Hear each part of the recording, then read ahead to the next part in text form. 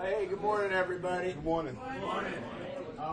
We're starting a little bit casually, a little bit behind schedule, but everybody's eating, and that's fine. And Bill and I are finally here, and that's good. And Jay came early. Let's hear it for Jay for doing meditation. He's the youngest one of us, so he gets up earlier. It's true. But Jaden pointed something out. We did not officially have an AA meeting yesterday because Jaden pointed out we did not pray ourselves out of here last night.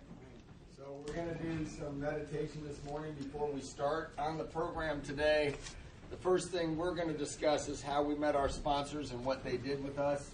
I can't say some of the stuff that Bill did because I'm sworn to secrecy, but then we'll have a Q&A, and you can ask us questions about last night or this morning's sessions or anything you want. Yes. But Jay's going to start us off. I'll set the timer for 3 minutes, and then we'll say the Serenity Prayer so Jaden knows he's at an AA meeting. All right, hold on. So if you all get comfortable, close your eyes whenever you're ready, Jay.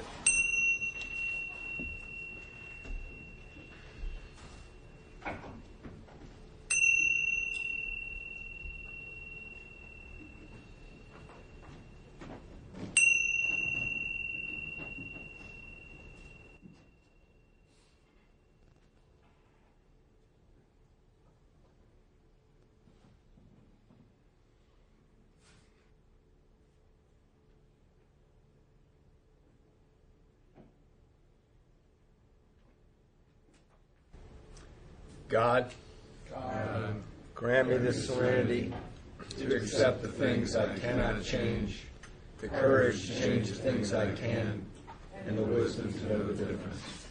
Amen. Should I lead off so that it builds? Yeah, whatever. I don't care any way you want to do. Yeah, I think that's the way we should. Oh, that's right. Yeah. Okay. Jay Alcoholic. Jay. So,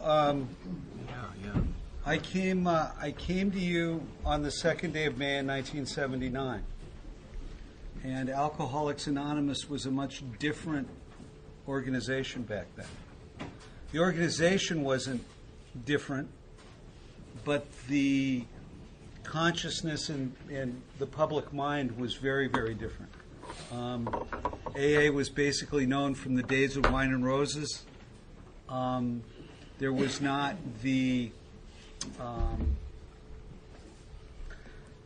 the access to recovery. It was still pretty much a secret society. You came to Alcoholics Anonymous generally in real trouble. You weren't referred here. I think the biggest difference is that most people now come to Alcoholics Anonymous, they're referred by some kind of professional. Back in 1979, the people that referred you to Alcoholics Anonymous were generally police, and maybe, but it was a much different time. So the AA that I came into, another thing was the format. There was meetings at noon and meetings at 8:30 at night, and I hear music. I hear music. Let's see. Would everybody please turn off their phone or at least put it to in airplane mode? I can't believe he did that. He's leading by example. Thank you. And the AA that I came into, there were lots and lots of new people and lots of 12-step calls. Generally, the way that people came to Alcoholics Anonymous is they would call the central office, and then somebody would be sent out to go and talk to them and bring them to a meeting. Much, much different. There wasn't the internet so that people could find the meetings as easily, so it was all done on the phone. And so I called in. I mentioned yesterday about how I called in and I ended up at my first meeting. And that's basically how things happen. So here I am in AA. I'm at that first meeting. I look up on the wall and I see the steps and the traditions, and I'm just going, oh my God, this is the lamest thing that ever happened to anybody in history. a hipster like me has ended up in Alcoholics Anonymous. Oh my God. And but I also realized that I had been given every opportunity that a man could have. And the best I could do with that gift of being born in the United States at this time and everything was that I ended up in AA. There had to be a real problem here, and the problem probably had to do with me. And so I thought, okay, I'm going to pay attention. I'm going to try this thing. I'm going to completely try this thing because I'd never completely tried anything. I just, and so I'm 3 days sober and I'm sweating on a Naugahyde couch, and this woman walks in and she had a bun in her hair, and I think I should say the night before, Friday night, there was a dance at the Alano Club. I'm 2 days sober, and I'll go vibrating into the dance. And I got the good T-shirt on, and there's women like the women here today. I mean, they've like showered and everything, and they're swinging their hips, and I realize that I don't have any drugs in my pocket, and I don't have a drink in my hand, and I'm 24 years old, and I'm never going to get laid again in my entire life. So I get into the Pinto that I'd been living in, and I drive, and I start driving towards the Stickenstein. I'm not going to drink, but I'm going to find a woman who understands. And on the way, the first miracle happens. The voice says, "This is not a good idea. Turn the car around." Now, I've heard that voice all of my life. But I always thought that sounds like somebody trying to tell me what I ought to do, and I'm not going to pay attention to it. I'd go and do whatever But this time I turned the car around, and I grabbed this guy Larry, and he was working the hinge at the dance, and I said, "Talk program to me, please." I've had to do that 3 or 4 times in the 36 years that I've been with you. Just get somebody and say, "Talk program to me, please. I'm in trouble. Help." Okay? And so this guy stopped what he was doing. He got somebody else to watch the hymn. She got me a copy of the big book. I'd been too cool to get a big book. Right? Didn't want to look like I was going to Bible study. Alcoholics Anonymous. And he sent me home. And I start reading the book, and I'm reading and sweating and smoking and reading, sweating and smoking, and I don't understand what's going on. And I finally get to the point where I'm in We Agnostics, and I understood the story at the end of We Agnostics. It's Fitz Mayo's story. Fitz Mayo was the third guy sober in New York, and Fitz had been a preacher's son, and his story's is in the book. And anyway, he tells the story of getting down on his knees. The voice says to him, "Who are you to say there is no God?" I understood that.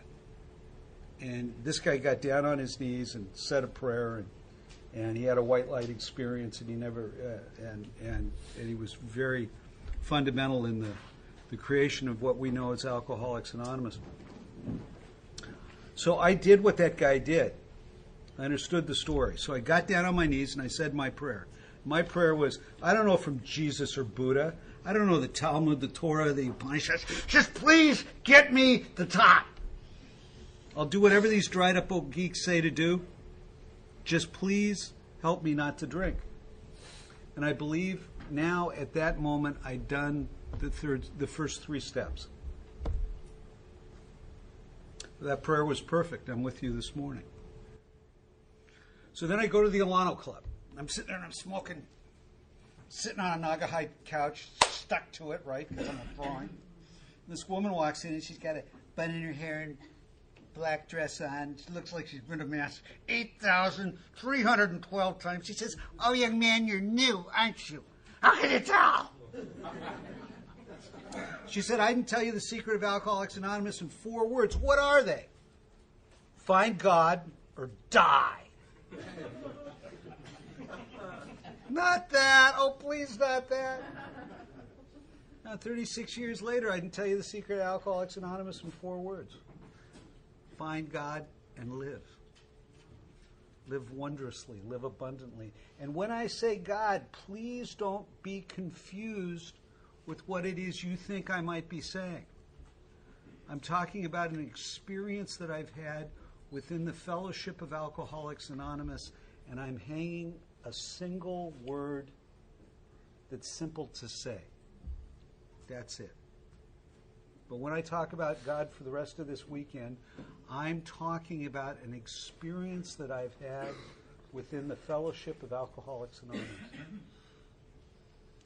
So this woman terrifies me. I go into the noon meeting. There's a guy taking a cake for 4 years. I ask him to sponsor me because I need backup from these kinds of whack jobs, right? And so it starts out. And I am an active member of Alcoholics Anonymous, and I never will be able to repay that man and his Al-Anon wife. They literally saved my life. And so we start getting together once a week, and he'd ask me what I'm doing and this and that and another thing. And by the time it's week 3, I mean, like, this is the kind of shape I'm in. I would show up at his doorstep baffled at 3 o'clock in the afternoon. The noon meeting's been over for an hour and a half. Whoever I went to coffee's gone home or off to work or something, and I'm just like, and I would go and I would sit on my sponsor's porch sometime and just wait for him to come home. Sit there and smoke. His wife would get home first, and she'd open the door, and she'd put on a pot of coffee, and she'd let me sit there and wait until my sponsor came home from work. That is love. That is love. And anyway, when I had 3 weeks sober, back in 1979, you could read the big book of Alcoholics Anonymous unsupervised. Dangerous times. Really? Really? That's why they had to come out with a 4th edition. But anyway, so I'm reading, and I mean, this is how toasted I am. We would go from the meeting at noon down to the beach and sit there and read AA literature back and forth to each other because we didn't know what to do. Lifeguard George and I. And we'd, because we were just without, I needed help. And anyway, I'm reading, and I'm about 3 weeks sober, and I see in chapter 5 where if we don't do an inventory, we may drink. We may never get over drinking. So I run to my sponsor. I go, I'm going to drink. He goes, no, you're not. You're not going to drink.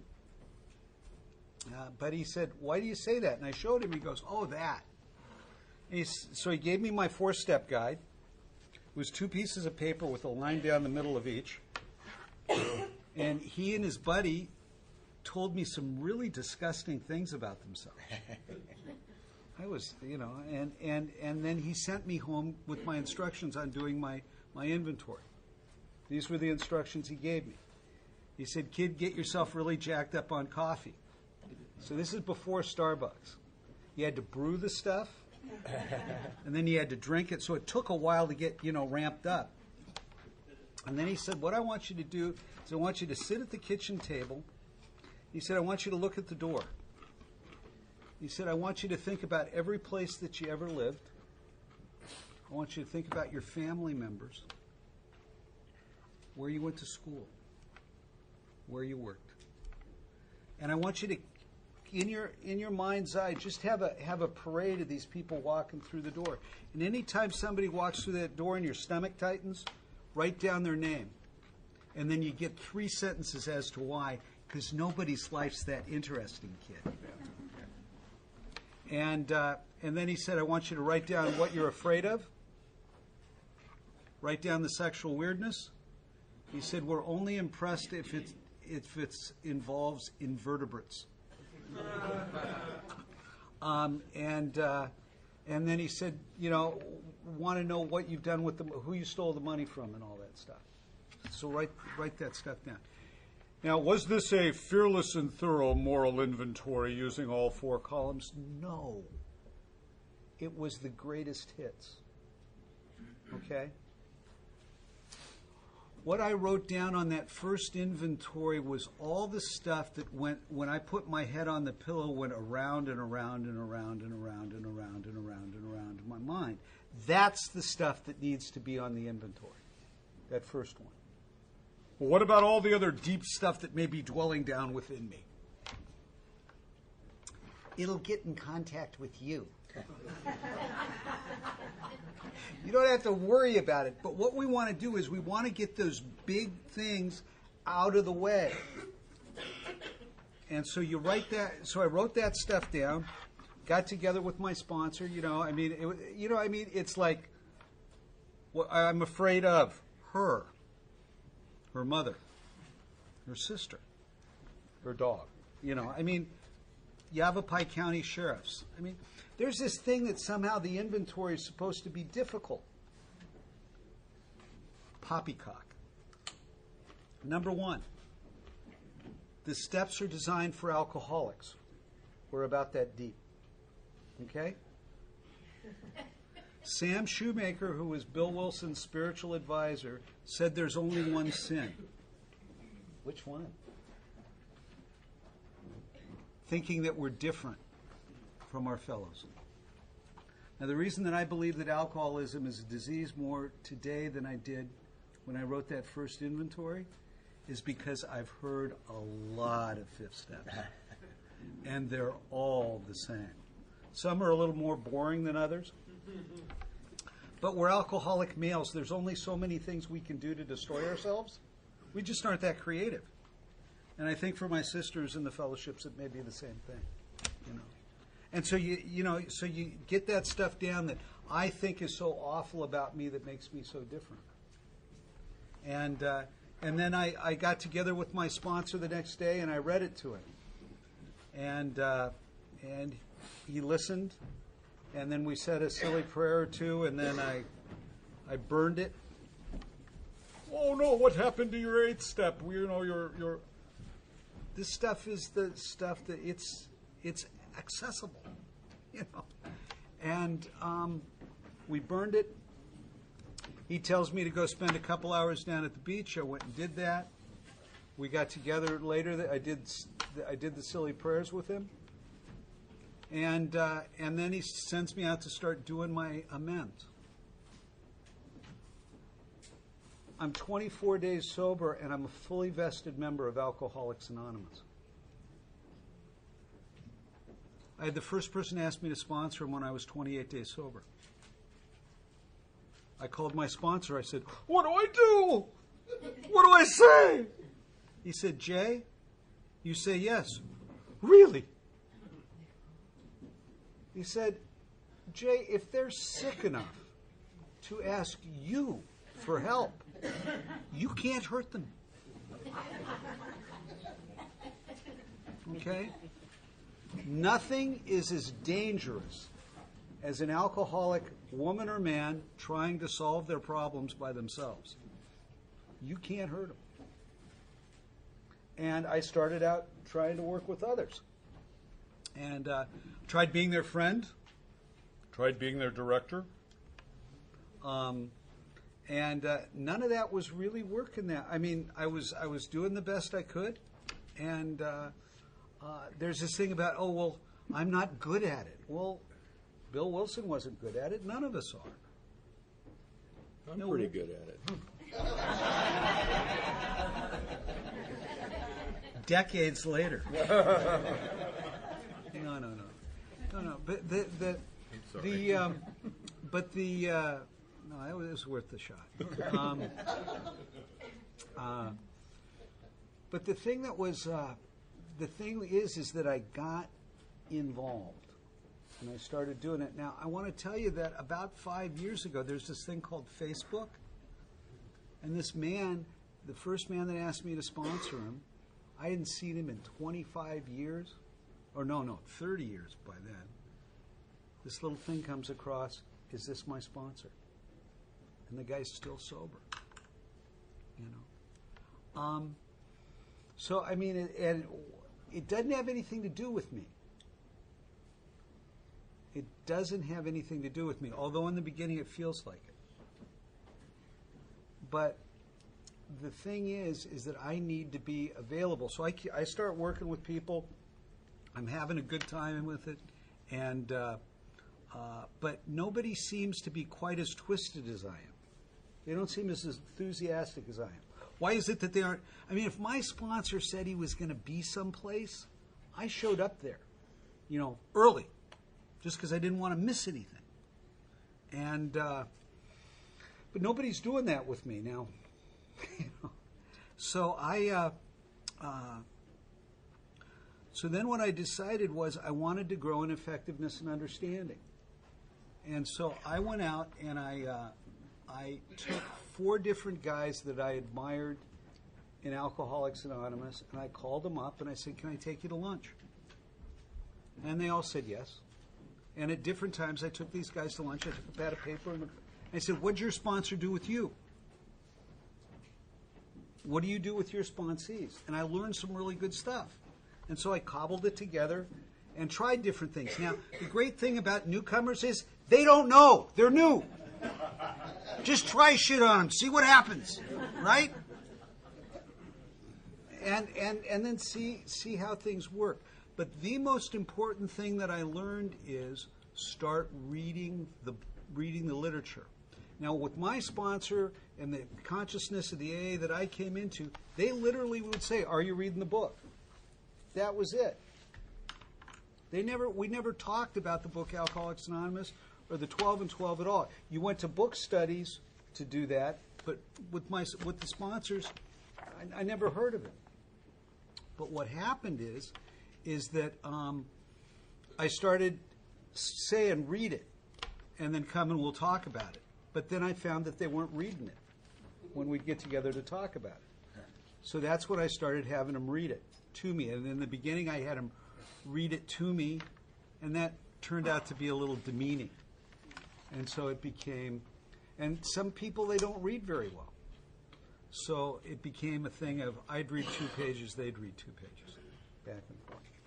And now with people that I sponsor, what we do is we do that with the big book, and we do it with the 12 and 12, and I got guys that I take through the concepts now. Not the service manual, but through the the pamphlet, through the Concepts Illustrated. But anyway, so that's what my first sponsor did not give me much direction at all, because we were so busy going out and picking up new people. I had a car, so I'd go down to the Alano Club, and they'd say, "Here's where they are. Go get them. Don't talk to them. You might pollute them. We'll take care of that, but you go get them." And anyway, that's it.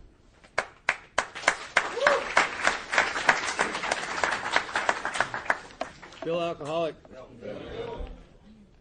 So I come in 1985. He was 6 years sober. And I'm one of those that he practiced on. I didn't know. He didn't know what the hell he was doing. I knew a lot. He seemed like he knew what he was doing. A quick story. Some years ago, this friend of mine that I got sober with, he fell in with this Indian guru, a relatively prominent guy in India. And this guy came over to the United States and was giving some talks in the United States. And my friend Wayne just said, let's go hear him. And at Henry Dennison's house, so cool. That's another story. But anyway, we go there, and he gives his talk, and it was very interesting. Wayne is completely enthralled with this guy. It was really fun to watch. And after he gave his talk, we go in this little back room, and there's just the 3 of us are just sitting there hanging out, talking. And this guy Ramesh is a really interesting man, very bright. And so I'm talking away like I do, just yabbering away, and he looks at me, Ramesh, and he starts laughing. And I said, "What are you laughing at, man?" And he says, "I just love you alcoholics and drug addicts." And I said, why is that? He goes, well, the rest of them out there are trying to get awakened. You're just trying to figure out what the hell happened. And like his description of himself in sober is the same as me. What the hell happened, man? You know, I mean, there's no rational explanation. I'm out there for 22, 23 years just doing it all, you know, and killing myself. And all of a sudden, one day, it stops. You know? I think we have a tendency to give credit to the recovery program that we went through, you know, because we learn a lot there. So clearly it's intellectual understanding, right? I can finally see. If that's true that we can finally see, what causes us to finally see? Because people have been talking to us for years. I mean, this is nothing new. You know, now we're locked up inside this place and they're talking at us again. You know, why is it different? So I come into Alcoholics Anonymous baffled without really knowing that I'm baffled. You know, I mean, it's like everything's brand new. Everything's new. They've taken away my medication, so absolutely everything I do is brand new. I don't know about you. I could not imagine having sex sober. I mean, how do you do that looking right at him and then talking to him and stuff? You know, I said, well, I'm going to worry about that later. I'm not addressing this issue at this point. It was like that for me. It was like that. I mean, I was uncomfortable everywhere I was. Without really being aware that I'm uncomfortable wherever I am, I'm just kind of on edge. You know, it's like sitting on a couch that's stuffed with steel wool. You know, everything moves all the time. You know, and that's kind of where most of us, I think, are at some level. You know, where you're just trying to figure it out. You know, I mean, we all stand in the side, away from the crowd a little bit and listen to how everybody's talking and stuff, so that we can talk right. You don't want to say the wrong thing, you know. I'm the guy that walks in the room, and if you're looking at me, it's what the hell are you looking at? And if you're not looking at me, I'm heartbroken. And there's like no middle ground, you know. There are not striations of emotions, you know. It's just like on, off, on, off. It's like that. 150 times a day, it's like that, you know. Flipping the switch. You know, you're pissed off and then you're crying. You know, it's at a roller coaster. So I come in and I go to the Gong Show, and I'm thinking it was probably within the next 2 weeks. I asked him to sponsor me. Now, he was very prevalent. He was in all the meetings. His wife at the time had just gotten sober, and so everywhere I went, there he was. You know, I mean, we all were hanging at the Ilano Club, and most of the meetings, he was there. You know, he was there at the Gong Show. He was there at the Men's Stag meeting. He was, you know, he was always around. And it looked like, and it probably was the case, he knew everybody. He was connected, you know, and he was very enthusiastic. He always had a lot to say. I think that's why I asked him to sponsor me. But I'm not really sure. I mean, it seemed like the right thing to do. And so I said, you know, will you sponsor me? And at the time, I was calling myself an alcoholic and an addict, because they taught me to do that in the recovery place. And trust me, I'm an addict. You know? And so I was doing that because everybody was doing it. This was like maybe the first big wave of people coming out of recovery places coming into AA. Unbeknownst to me, I was part of that whole big thing. You know, not calling the central office, but coming in through the recovery industry. And which I have absolutely nothing against. These people are our friends. They're trying to help. We should be integrated with them. We should be part of them. We should understand what's going on. And but there was a lot of animosity towards that when I came in. People were reading newspaper articles in the meetings and talking about spin dries and people making money off of AA, and it made me feel like an outsider. Well, I'm just arrogant and pushy enough where it just pissed me off. So I started talking about it a lot just to create havoc. So somebody else, you can chase people out of AA and not even know it. I don't think those opinions belong in the meetings. I asked him to sponsor me. I'm calling myself an alcoholic and addict. He takes me outside the Alano Club. It's at night. And he says, I noticed that you call yourself an alcoholic and an addict. I go, well, yeah. He says, well, if you're calling yourself an addict because you think it's a little hipper, slicker, and cooler, you might want to drop it and be like everybody else for the first time in your life. This is Alcoholics Anonymous. And I remember standing there, and he's short, if you haven't noticed. And I'm looking down at him, and what was standing in front of me was every goddamn authority figure that has ever been in my life. And I've yelled and railed against all of them. And I looked at him, and that started coming up, and I just went, okay. I mean, when you end up in AA, there's just no argument anymore. I mean, my friend Scott Redmond says that Alcoholics Anonymous has offered me a level of lameness that I did not know was available. I mean, this is not where the hip people are. The hip people are still out there, And I remember driving home that night being kind of pissed off, and then I thought to myself, how did he know? How did he know that I was trying, once again, to separate myself from the group, not be just like all of you? And I thought also, this is going to be difficult. This guy, he didn't ask me any questions about myself.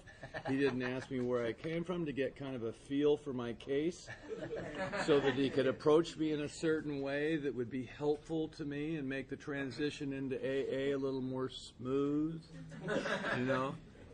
He's still not like that, And, but I showed up at his house Thursday at 5 o'clock. And at the time, he hadn't gotten to the point of where, I read a page and you read a page. He just had me sit there and read it to him out loud, and he listened. And every so often he would stop me and bring something to my attention because he had a book. He was following along, right?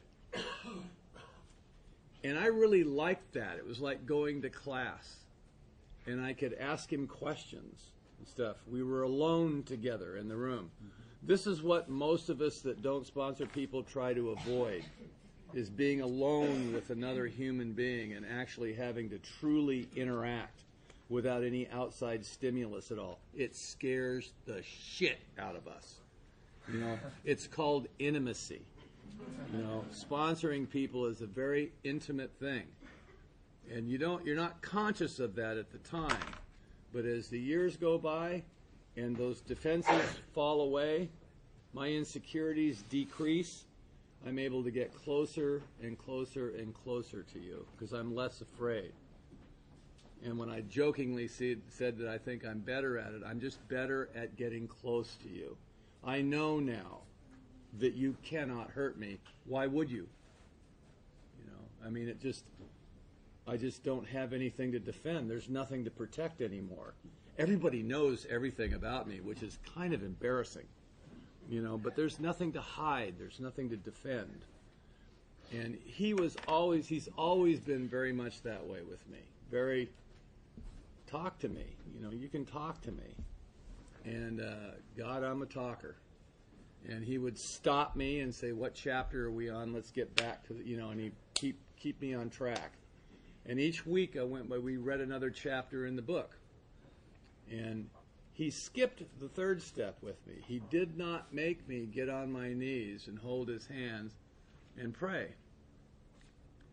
Which I didn't know that you were all doing that, anyway, so I didn't know that anything got skipped. More about that later. I did my inventory and I came over to do my fifth step, and I walked up to his house, knocking on the door, and I hear somebody yell, and he's sitting out on the beach in a beach chair, and he's got another Jared, now this is Southern California. There's thousands of goddamn people on the beach, right? And this fifth step should be done in dark rooms with kind of music in the background or something, you know. This is heavy stuff. He says, come on out here. And he had a pad with him, you know, and I sat there and I did my fifth step in public with this stranger. A stranger. We didn't really know each other. We'd known each other for maybe 3 or 4 weeks. It's about how long it takes to get to the fifth step. And I did my fifth step. And then he asked me, he says, is there anything that you've left out that you're not going to tell me? Tell me now. So I told him about the vacuum cleaner. You know, which is not like robbing a bank or murdering people. It's like weird stuff that you do when nobody's looking. Nobody ever needs to know about the vacuum cleaner, you know. Why in God's name did I tell him about the vacuum cleaner? Years later, we're in The Hague, in the Netherlands. Remember that? And we're walking around, there's all these museums, and there's a vacuum cleaner museum. Porn. And it's porn. And we went in and we found pretty much the kind of vacuum cleaner, you know. Took some pictures next to it. You know. He told me, he says, there will come a day in your life where you will share all of this from the podium. And some of it's not really appropriate, so you don't, but there's nothing anymore that has any power over me. That person that I used to be, or that kid that was experimental, all the stuff, all the dark stories that I've carried around that caused me to feel less about myself, there's no more power in any of them. Isn't that odd? You know what that's called? Freedom.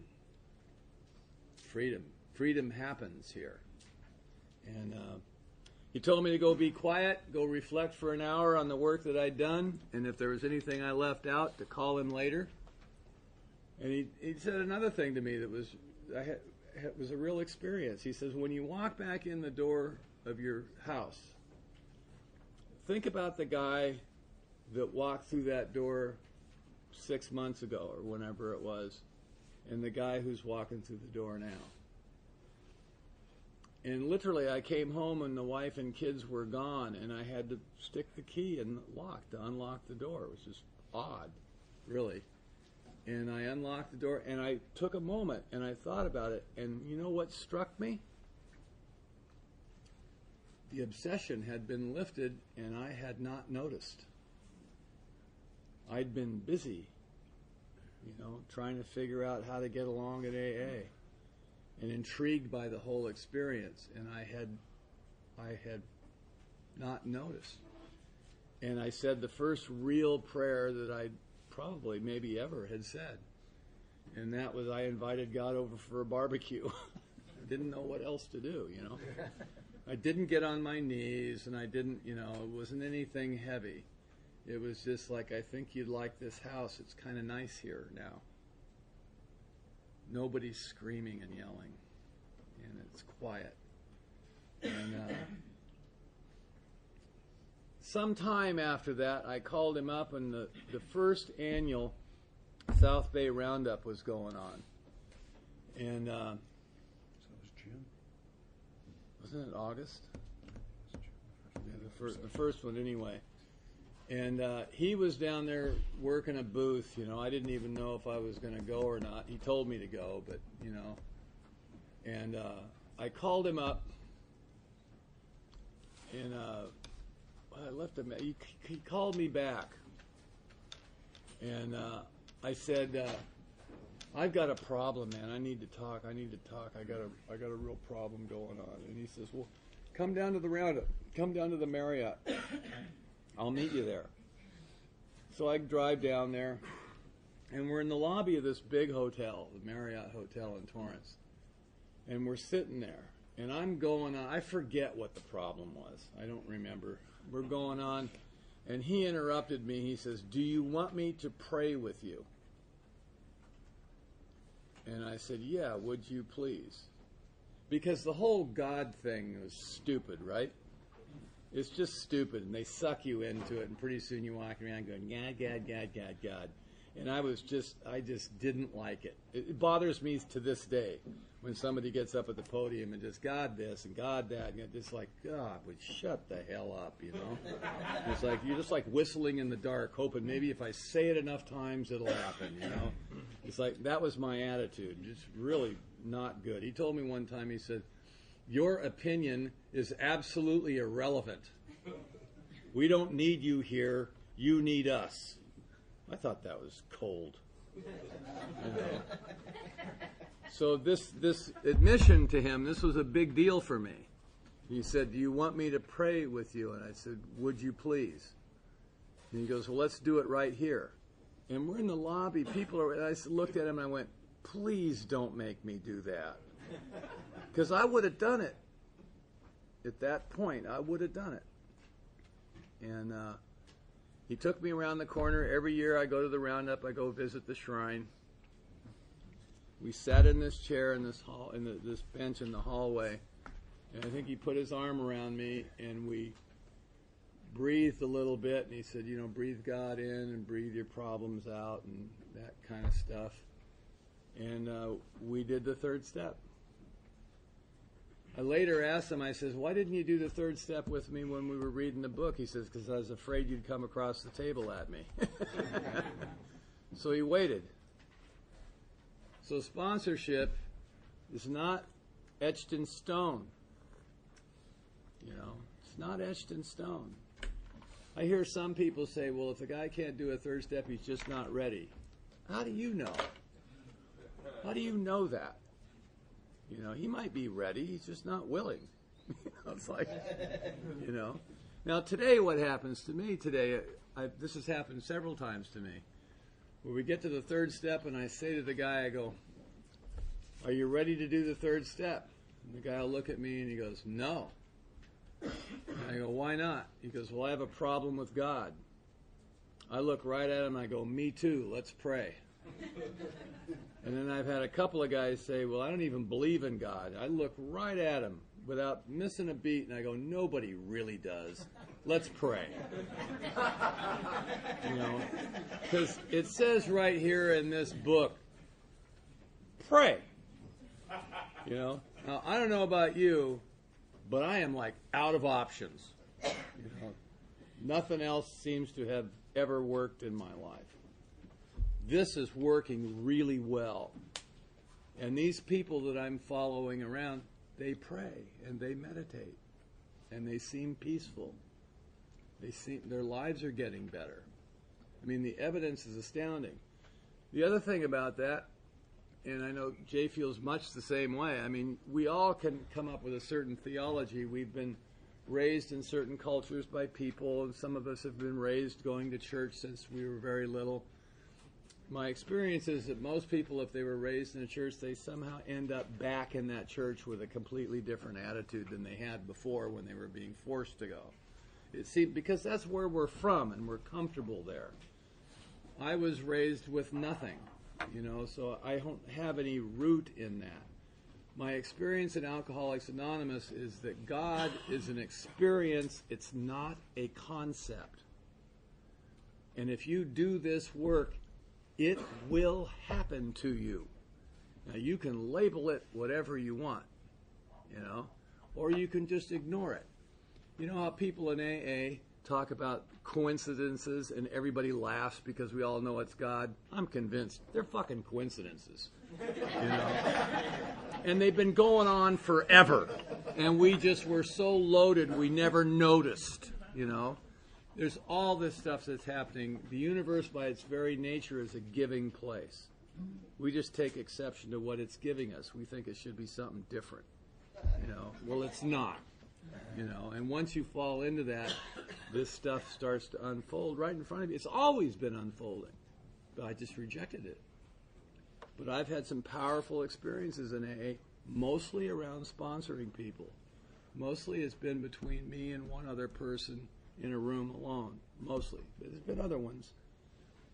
But these are powerful human experiences that are hard to ignore. Hard to ignore. At the time, am I doing okay? At the time that all this was going down, people were starting to take meetings to Russia. And somehow I got on the mailing list for the little newsletter they were putting out. And I looked at that and I go, I got some money now. I could go to Russia, carry the message, And I go to Jay and I go, man, I'm going to go to Russia and carry the message. He looks at me and he goes, why don't you go to Oregon and make your amends?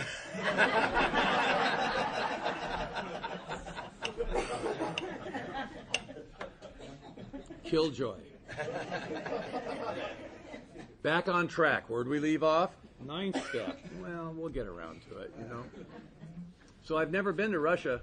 I've been to Oregon a bunch of times, And I went up to Oregon and I made my amends to that first ex-wife and those kids and the doctor up there and some other people and, started the process of cleaning it up, trying my best to clean it up. And I can tell you today I have a really good relationship with that ex-wife and my second ex-wife. Her and I are like brother and sister, we're together a lot. We always were kind of like brother and sister. And there's been a lot of forgiveness, that has come from her. I never walked away from that family. I never walked away from them. I told them I'm not going anywhere. I'm still here. I'm right here. And I paid the money like clockwork every month. Sent my daughter to college and did what we're supposed to do, And I walked in there and there's no one else to blame. And I just took the heat. Started showing up to the soccer games. All the soccer moms quit talking to me. This one woman was on the side of the field one day and she forgot that she didn't like me. And she started talking to me. We had this nice conversation and I could see in her eyes where she realized she had screwed up. And she just kind of stopped and turned away. Mary, my ex-wife, calls me a day or two later and she says, I heard you had a nice little conversation with Debbie. And I said, yeah, she forgot she didn't like me. And Mary laughed and she goes, yeah, she said to me, she goes, he's not such a bad guy. And Mary said, yeah, he's hard to hate, isn't he? So here's the key, man. Be hard to hate. Because if they hate you, it's probably for good cause. So if you start changing and just be real cute, pretty soon they'll forget they hate you. There'll be these little gaps of hate. And, we know about hate, don't we? You ever hated somebody really bad and on a certain day you forget to hate them, so the day after that you got to double up on it because you skipped a day, Because they feel it. We feel it. I made my amends, and I'm sponsoring people. And I've had the same sponsor for 31 years. I should have fired him many times, but he needs me now. And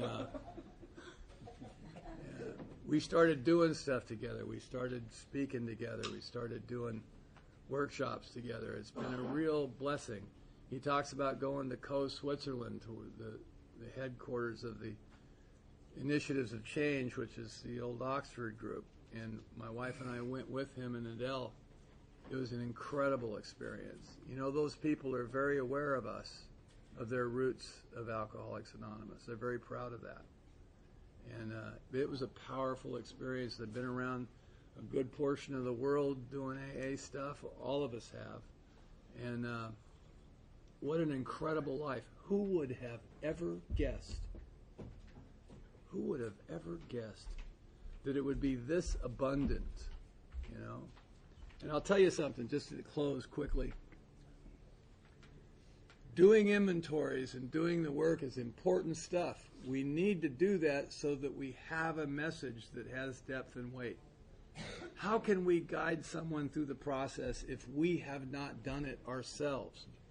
AA is about experience, not opinions and concepts. It's about experience. Now, if you have some opinions, hopefully they're based in experience that you've had, and you're trying to verbalize it.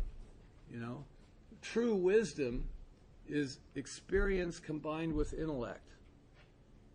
And if I can verbalize my experience, maybe you'll learn something from it. If I can learn to listen to you, I will learn from your experience, your life experience. When you come here, you haven't been asleep the whole time. You know some stuff, things have happened to you, and you need to tell me. Part of my job is to listen to that. Everything changes when you go from reading a fifth step to your sponsor to when you start listening to them and you're now the sponsor. The whole game changes. I mean, completely. It is a completely different program. 1 through 9 is about 10%, maybe 15% of the program, max. And we suffer over it. We've got 87 column expanded versions of the inventory. We got manuals and workbooks and stuff. And to me, a lot of this is just another form of self-obsession. We're just working on ourselves and working on ourselves. Here's some advice for you. Here's an opinion from Bill C. Stop working on yourself. It's a waste of time. You don't need to dredge up your character defects and work on them. They will visit you with alarming regularity. You know, and you'll be so confronted with them, you cannot ignore them. And you know how you confront them? Working with others. Every defect of character you have will present itself. You know, when I started listening to the fifth steps, the whole game changed. I don't go to 7 or 8 or 10 meetings a week anymore. I have a life. You know, if you've been sober some time, like 5, 10, 15 years, and you're still going to 87 meetings a week, there's something wrong. You know, what happens is people call. People come to the house now. You know, in between the meetings I go to, I'm working with these guys. That's why we're here. Everything else is an activity. This is the real action, is reaching out and trying to work with others, as I was worked with. Thank you. Thank you.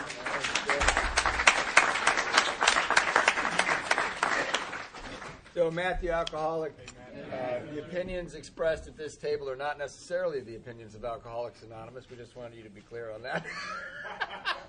I do have an experience with God, and I will. No, I loved everything I've heard, and it's a pleasure to be here again today. And one of the things I wanted to say before I start talking about how I was sponsored is, you know, Sandy Beach is a guy I love. He passed away recently. But he said over and over, and Bill touched on it, this is a map. This is a map to a treasure. And around here, a lot of people memorize the map, and they never go to the treasure, right? You have to take the steps on the map to get the treasure. Knowing the map isn't the treasure.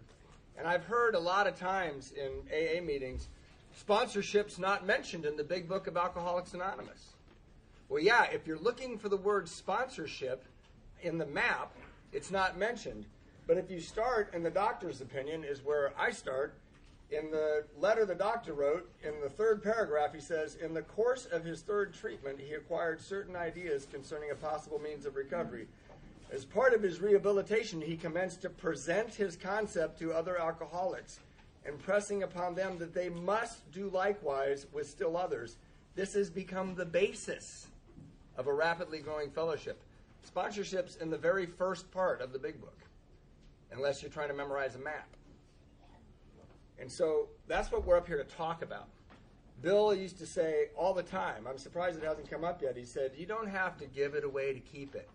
Everybody says you get to step 12, you give it away to keep it. You give it away to get it, right? Yeah. And that's why we come here. That's what we want to talk about, because we keep getting it, and it's amazing, you know? It's like getting more skillful at truly helping other people is getting more skillful at the art of life, because we're all connected to each other. You know, one of the great awakenings for me, like Bill talks about God without even knowing he's talking about God, right? Experiences.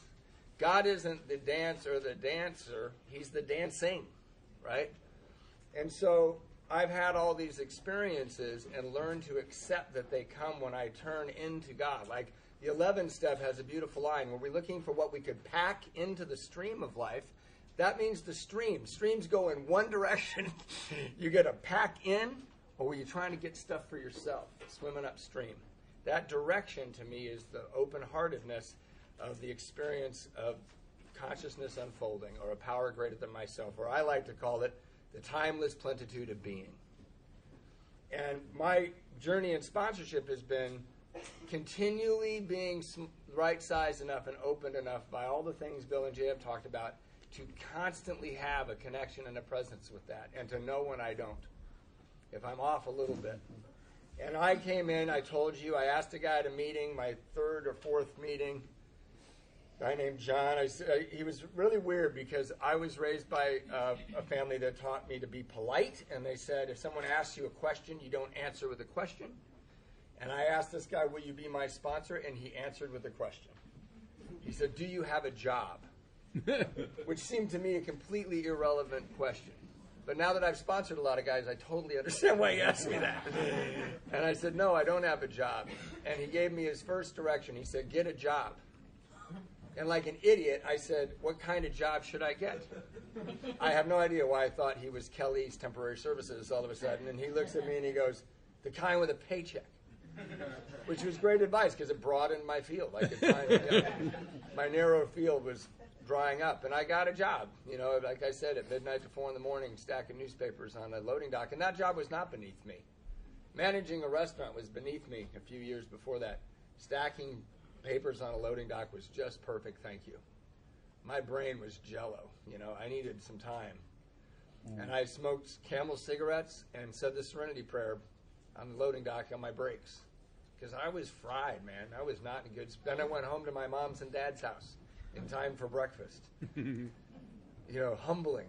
And I went to a lot of meetings, and I talked a little bit the other day about some of the important lessons my sponsor gave me, but one of the most fundamental things he did, and Bill taught me this again later, is he did not get involved in my drama. You know, I had a baby across town with this girl, and we're trying to figure out how we're going to move forward. My mom's dying of cancer. I owe everybody thousands of dollars. I have warrants out for my arrest. That was a good sponsorship story, I'll tell you this. 60 or 90 days sober, I'm driving home from a meeting, and there's smoke coming out of my tailpipe because one of my drug buddies, I don't know who at this time, had put sugar in my gas tank. And I don't know why. I'm sure I earned it. But I'm driving, and there's smoke coming out of my tailpipe, and the police pull me over, and I'm like, oh, God, you know, I don't have insurance. I don't know where the registration is. I have a license, but it's been expired for several years. And he says, can I see your license and insurance? And I said, you know, officer, I just got a 90-day chip today in Alcoholics Anonymous.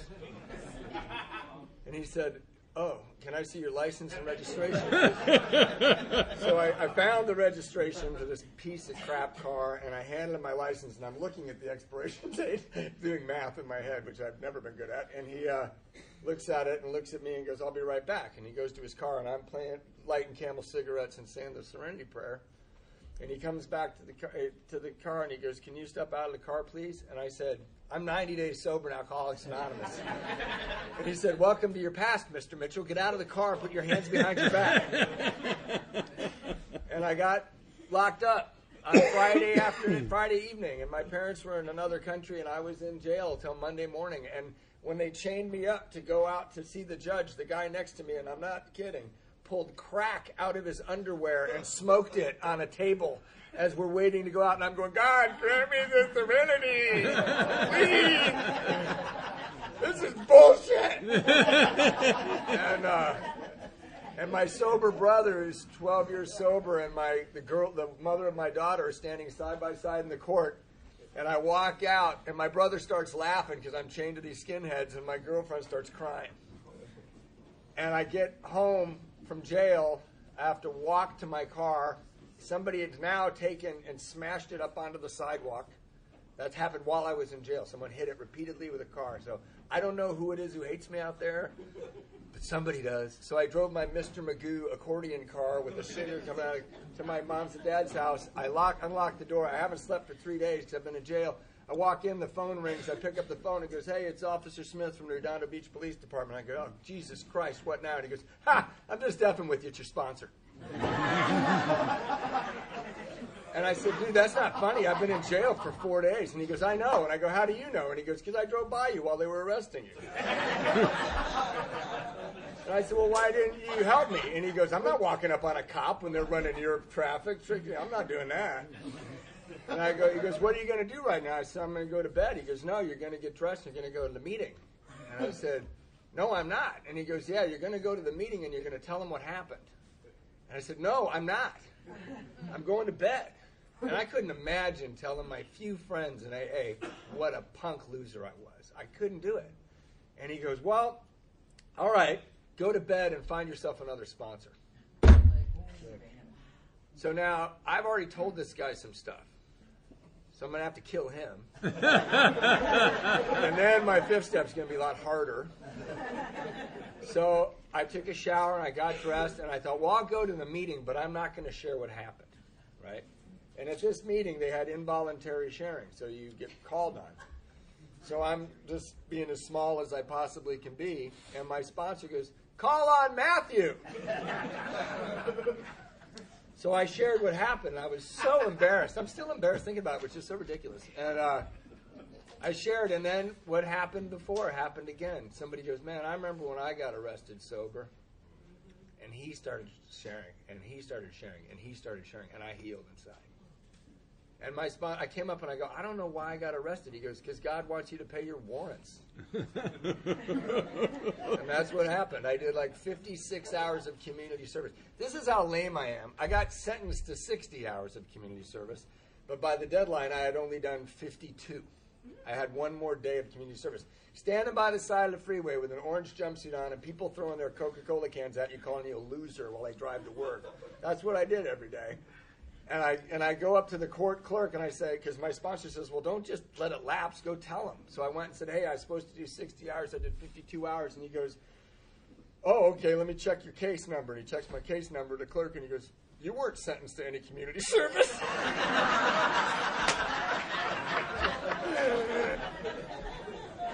I'm always right on top of the details. So, anyway, so then we talked about fifth steps here, and my sponsor, not Bill again, he says, "Look, I want you to do a fifth step, and here's 4 columns, and this is how you do it." And we read the written example in the big book, and I just couldn't get my head around how to do this. And I went to several people and said, "I'm confused about how to do this." And my sponsor heard me say that, and he goes, "I understand your confusion, Matthew. It's the only step in the book that has a written example. I understand why it's baffling to you." So I went home and I just tore up the 4 columns, and I'm Catholic, so I wrote a general confession of all the crap I'd done that was keeping me up at night. And I was thinking about, I wrote pages and pages and pages. And then I went to his house and we went down. He had this crazy wife who will figure later in the story. So we go down into this rec room at a apartment complex, but nobody went in there. It smelled like mold and the pool table was warped, and we just sat on a couch. And I start telling him this thing, and I'm crying, and I'm telling him my secrets and my dirty stuff, and I'm crying, and I'm wiping my nose, and he's looking at me. He's not writing anything down, just staring at me. I do all 5 pages. I'm pretty much I'm like a little tiny crumpled up leaf, and he goes, "That was awesome. That was fantastic. It wasn't a fifth step, but it was awesome." I said, "What do you mean?" And he goes, "What happened to the 4 columns? What happened to the written example? What are you doing?" And I said, "Well, I don't understand. I just told you all my darkest secrets." He goes, "Where does it say in this book, tell somebody your darkest secrets? Let's start again." And he goes, "Write down the name of somebody you're resentful at." And I wrote his name down. Like, you! For not stopping me before I got all teary and snotty and sending me home. And I went home and I had a completely different experience. And my brother did something that Bill said. My brother's sober, right? And I said, "I'm just confused about these resentments." He goes, "Hey, man, you're in a room. There's no windows. There's just a door. Who do you not want to see come through that room?" And I just started writing. There's a lot of people on that list. And, I want to say something. This is sort of my opinion, but Dr. Paul backs me up. Sometimes we put ourselves on our 4 steps, right, because we have guilt. Guilt is a resentment against yourself. Almost 100% of the time, guilt is associated with another human being. It's much more beneficial to put their name. They're all you. They're all you. So I did some things to some people that I couldn't believe I'd done, and I felt guilty about it. I wasn't resentful against them at all. I harmed them, some of them irreparably. And I wrote their name, and I wrote what took place, and I wrote how it affected me, and I wrote my part, and I was free. And when I did my 5th step with that sponsor, I managed to Marie Callender's. I told you that. I managed it into the ground. And I never stole money from that place, but another manager knew the reputation I had, so he came and let himself into the safe on my shifts, and he stole money from that place. And he was on my 5th step. And when I got done, they didn't fire him because I took the fall. I was deserved to be fired. But when I got done, I didn't feel relieved in the sunlight of the Spirit. I felt sick to my stomach that I'd just done all that. And my sponsor said, let's go out and get something to eat. And we went to Marie Callender's. A different one. And guess who the new manager was? That guy. And I was sitting there, I just did the 5th step, and his face was bright red from drinking. And I couldn't stand looking at him. He couldn't stand looking at me. That's my experience, And we did the 9th step. My sponsor continually said, you need to sponsor people. You need to sponsor people. And I just felt like I wasn't.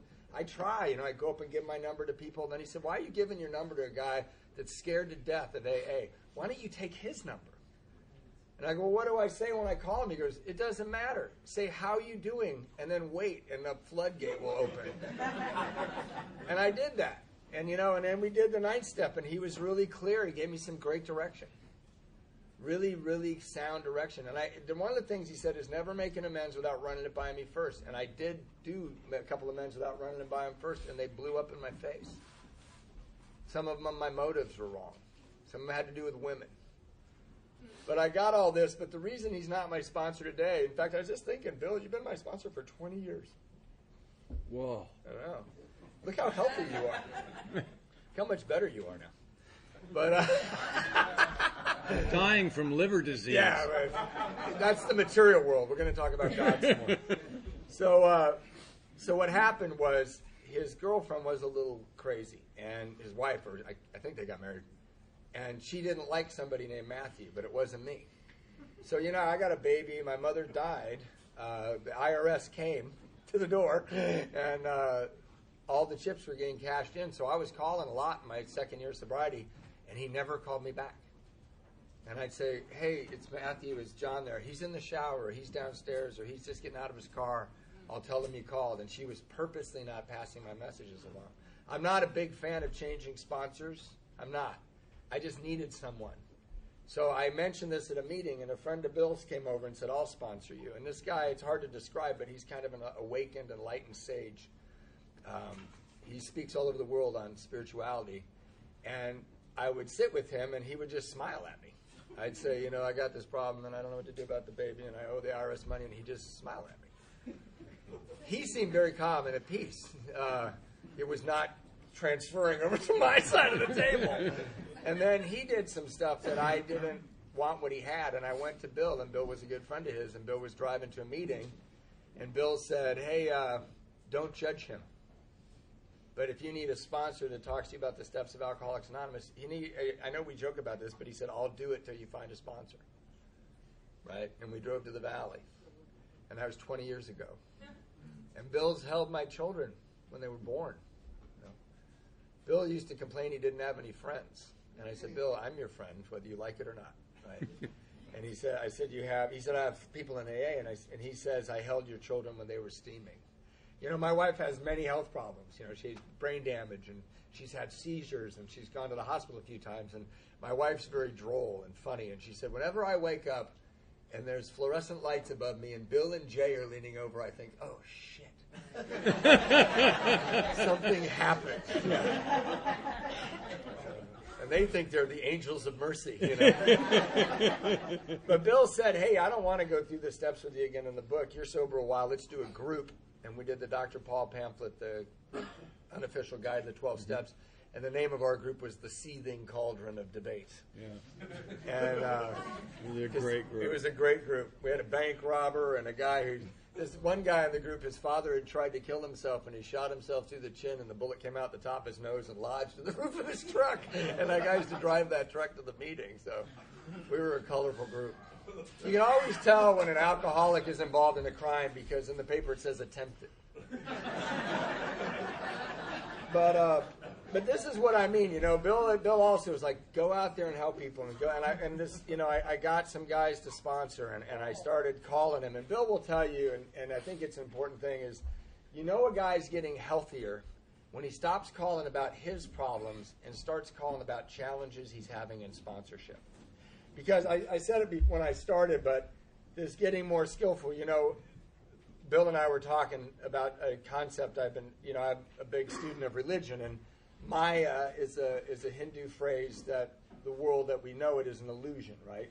This is all an illusion. The truth is the underlying energy. But I just read this book by a college professor from the 30s, and he said, well, actually the root of Maya is to measure out, right? So you measure things out and break them up into digestible brain-sized pieces, and you've made an illusion out of the purity of the timeless plenitude of being. What you're seeing is actually the truth. You just don't see it correctly, right? So this is not a bottle. This is a bottle sitting on a table, sitting on the ground, sitting on the planet Earth in space, circling around the sun in this universe. There's nothing separate from anything in the universe, right? So the reason I'm belaboring this point is because almost every problem I've ever had has been a problem of my relations to you. Because partly I believe for a long time I'm separate from you, right? I believe I'm separate from you. That's impossible. You know, I love these people that go, I'm a loner, I'm autonomous. I'm like, really? Walk across the room without air. How separate and autonomous are you? Yeah. Did you make those clothes?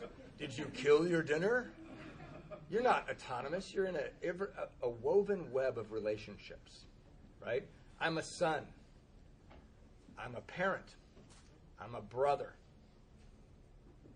I'm a friend, right? So when I said getting more skillful at helping others is getting more skillful at the art of life, I really meant it. These guys have taught me. You know, my son last night at the house that we're staying in said, I need to talk to you. And he asked me advice about where he should spend his summer. His girlfriend's going to be somewhere else. Should he go be with her? Should he stay and work the job he's got? And I'll tell you what, man, I was 100% prepared for that conversation because I sponsored a bunch of people. I listened to their crazy ideas, and I didn't jump their shit because they had crazy ideas. I said, you know, I understand where you're coming from, but I think you might want to think about it this way. I had a guy, you know, when I think about Bill, people have asked me, what's it like for you? What is sponsorship like for you? I go, well, for years I would hand Bill this big knotted up ball of yarn, and he'd look at it for a minute and go, pay attention to this thread right here. And I go, okay, cool, I'm good. And I go, that thread is all I'm thinking about right now, this thread, right? And then all the yarn just kind of shook itself out. You know, Bill talks about his opinions about God. Jay, these guys are like polar opposites when it comes to that kind of stuff. I'm the product of the two of them. But I will say this, and I really mean this. Not believing someone else's experience is true because you have not had that experience yourself will rob you of a beautiful and bright and wide experience of life. If I came in here and didn't believe the things you said about AA, I wouldn't have tried them, right? But I didn't only believe the things you said, I believed the way you lived and the way you laughed without reserve and the way you didn't look over your shoulder and the way when you walked into a room, I used to have a look in my eyes. I dated this crazy girl, but man, she was smart. And she said, you walk into a room and you ask yourself, what lies did I tell these people? I can see it in your eyes. That freaked me out. I see you guys come into rooms and not do that, right? So when someone else is telling you about their experience of God, I suggest you don't doubt it. I suggest you be curious about it and see for yourself. Have the experience for yourself. I've had experiences with these guys. I want to finish with this. You know, a long time ago, 17 years ago actually, Bill could not go speak at a meeting. So he said, hey, Matthew, can you go speak at this meeting? So I went to this meeting up in the valley, and I told my story, and it was a taper. And the taper sent it as the tape of the month that week out. So 3 weeks later, I'm going to Reno to speak at a meeting, right? Because Bill sent me. And now it's everywhere. And I've been speaking for 17 years, once or twice a month, all over the world. And Bill and Jay and I have been lucky enough to accidentally end up at conferences together. We plan things together. But I want to tell you who this guy is. I work for a big biotech company who will remain nameless. And I was in a big room teaching a bunch of people how to do their jobs. And I saw I missed a call from Akron, Ohio. And I laughed and said, I'm probably being asked to speak at Founders Day, right? And I laughed about it. And then I went outside and listened to the message at my break, and it said, hey, this is the committee from Founders Day. We'd like to invite you to speak. And I went, oh, God, wow, right? So I called Bill, and he's like happy for me. You know, he's happy for me. I'm the first guy from our home group that got to do this. And, you know, I went to Founders Day, and they were like, you know, AA will never be organized. They didn't pick me up to bring me to my own talk. And sorry, you guys did a similar thing this morning, but it's just how AA is. But you know what? I had someone in my back pocket. You know what? Bill flew to Akron to support me with his wife. To support this guy who's a big national speaker, wanted to be there for me. And sat next to my daughter. There's one funny story about that. My daughter has come to a lot of my talks. She's 15 now, but she's been coming to my talks since she could. But she always puts headphones on and puts on her iPad, right? Because I don't want her to hear Daddy abused women and stuff. She probably is savvy enough on the internet now. But so I said, hey, Sophie, this is like the biggest thrill of my life. You know, there's 9,000 people in the stadium. When I get up there will you take a picture of me doing this? I really want to have a picture. She goes, yeah, Daddy, I'll do that. She's sitting next to Bill and Karen. They're sitting on the side. So I stand on the podium, I look at Sophie, and I nod, and she goes, oh, and she puts the headphones on. God said, your little ego doesn't need a photograph of this. Sophie forgot to take the picture. But we had a great time. And the reason I tell you that story is because this guy changed everything for me. You know, I needed, when I hit the wall, someone who'd hit the wall. I didn't need someone to go to more meetings, you know, be honest. He said, dude, you know what he said when I called him and said, Philip, I had a stroke? He said, they say there's no big deals in AA. There are big deals in AA, and this is one of them. He validated that I was losing it. That's really important. And that's why I knew what to say to my son last night, because I practiced, and I was taught with understanding and love. And one of the things Bill and I did that I'll never forget as long as I live is we had some downtime, and we went to the gatehouse where this guy named Bill talked to this guy named Bob in this really small room, and all of this started. And Bill and I sat there together, a direct descendant of people who gave it away to even get it, people who continually, till they died, mastered the art of helping other people so they could be more skillful at the art of living. And I got to be there with Bill, and I'll never, ever forget it as long as I live. And thanks so much for letting me share.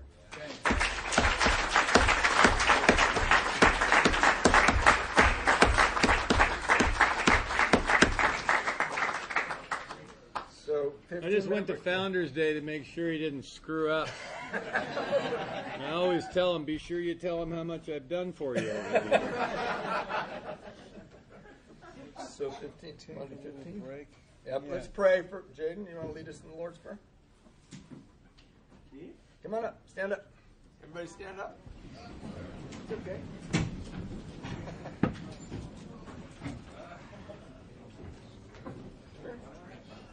Here, hold those hands.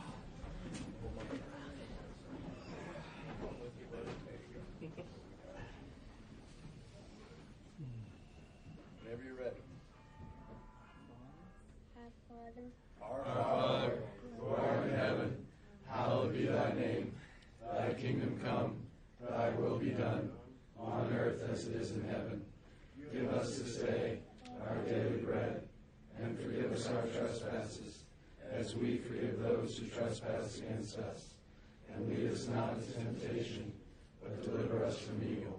For thine is the kingdom, and power, and glory, forever and ever. Amen. Keep coming back. It works if you work it. Hey, 15 minutes, right? 20? Yeah. Let some air get in here. Yeah, it is pretty